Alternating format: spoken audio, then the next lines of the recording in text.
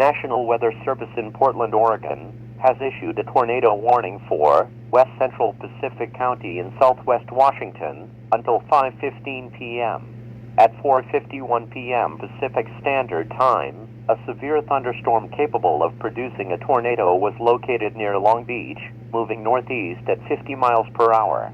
Hazard: tornado. Source: radar-indicated rotation. Impact: flying debris will be dangerous to those caught without shelter. Mobile homes will be damaged or destroyed. Damage to roofs, windows, and vehicles will occur. Tree damage is likely.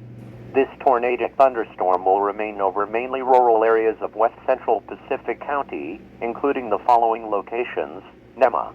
This includes the following highways in Washington: U.S. Highway 101 between mile markers 17 and 39, and State Route 4 between mile markers 1 and 2.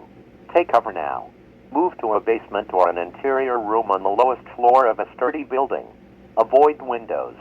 If you are outdoors, in a mobile home, or in a vehicle, move to the closest substantial shelter and protect yourself from flying debris.